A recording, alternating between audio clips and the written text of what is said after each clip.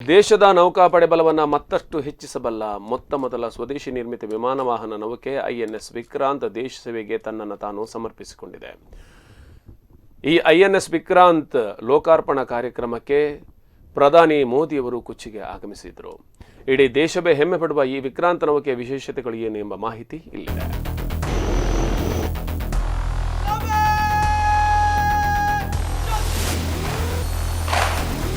ಪ್ರಧಾನಿ ನರೇಂದ್ರ ಮೋದಿ ಅವರು ಭಾರತ ನಿರ್ಮಿತ ಪ್ರಪ್ರಥಮ ವಿಮಾನ ವಾಹನ ನೌಕೆ ಐಎನ್ಎಸ್ ವಿಕ್ರಾಂತಿಗೆ ಕೊಚ್ಚಿಯಲ್ಲಿ ಚಾಲನೆ ನೀಡಿದರು. ಈ ಅಪೂರ್ವ ಕ್ಷಣ ಭಾರತ ಪಾಲಿಗೆ ಐತಿಹಾಸಿಕವಾಗಿದ್ದು, ಇದು ಸ್ವಾವಲಂಬಿ ಭಾರತದ ಅಸಾಧಾರಣ ಸಂಕೇತವೆಂದು ಹೇಳಲಾಗಿದೆ.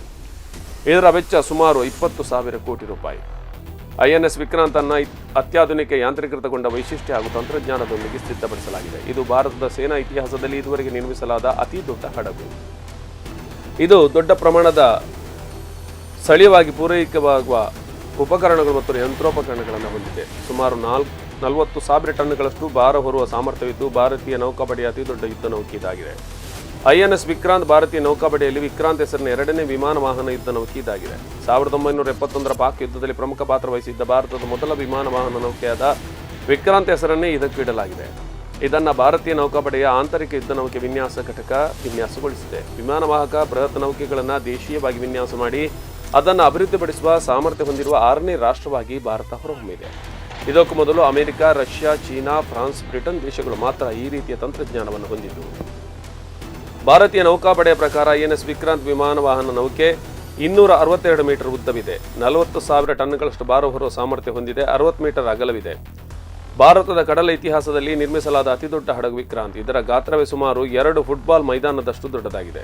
ಇನ್ನು ಈ ಹಡಗಿನಲ್ಲಿ ವಿಮಾನವನ್ನು ಇರಿಸುವ ಹ್ಯಾಂಗರ್ಗಳು 2 ಒಲಿಂಪಿಕ್ ಪೂಲ್ಗಳಿಗೆ ಸ್ಥಳಾವಕಾಶ ನೀಡುವಷ್ಟು ದೊಡ್ಡದಾಗಿದೆ ಎಂದು ನೌಕಾಪಡೆ ಹೇಳಿದೆ. ಈ ವಿಮಾನ ವಾಹಕ ನೌಕೆಯನ್ನು 18 ಮಹಡಿಗಳನ್ನು ಹೊಂದಿರುವ ತೇಲುವ ನಗರ ಎಂದು ಕರೆಯಲಾಗುತ್ತೆ. ಐಎನ್ಎಸ್ ವಿಕ್ರಾಂತ್ನಲ್ಲಿ 2,300 ವಿಭಾಗಗಳೊಂದಿಗೆ 14 ಡೆಕ್ಗಳಿವೆ. ಇದು ಸುಮಾರು 1,500 ನೌಕಾ ಸಿಬ್ಬಂದಿಯನ್ನು ಹೊತ್ತೊಯ್ಯಬಲ್ಲದು. ಇವರಿಗೆ ಬೇಕಾದ ಆಹಾರ ಅವಶ್ಯಕತೆಗಳನ್ನು ಪೂರೈಸಲು ಸುಮಾರು 10,000 ಚಪಾತಿ ಅಥವಾ ರೊಟ್ಟಿ ತಯಾರಿಸುವ ಯಂತ್ರ ಇದೆ. ಹಡಗಿನ ಅಡುಗೆ ಮನೆಗಳನ್ನು ಹಡಗಿನ ಗ್ಯಾಲಿ ಎಂದು ಕರೆಯಲಾಗುತ್ತೆ. ವಿಕ್ರಾಂತದ ವಿಶೇಷತೆ ಕುರಿತು ಮಾತನಾಡಿದ wise admiral Hampiholi, INS Vikrant ಸುಮಾರು 30 ವಿಮಾನ ಹೆಲಿಕಾಪ್ಟರ್ಗಳನ್ನು ಇಟ್ಟುಕೊಳ್ಳುವ ಸಾಮರ್ಥ್ಯ ಹೊಂದಿದೆ. ಇದರಲ್ಲಿ ವಿವಿಧ ಬಗೆಯ ಯುದ್ಧ ವಿಮಾನಗಳು ಇರಲಿದ್ದು, ಇಲ್ಲಿನಲ್ಲಿ ಕಾರ್ಯಾಚರಣೆ ನಡೆಸಲಿವೆ ಎಂದು ತಿಳಿಸಿದ್ದಾರೆ. ಅದರ ಜೊತೆಗೆ 16 ಹಾಸಿಗೆಗಳ ಆಸ್ಪತ್ರೆಯನ್ನು ನಿರ್ಮಿಸಲಾಗಿದೆ. ವಿಕ್ರಾಂತ್ ಎಂದರೆ ವಿಜಯಶಾಲಿ ಮತ್ತು ಧೀರ ಎಂದರ್ಥ.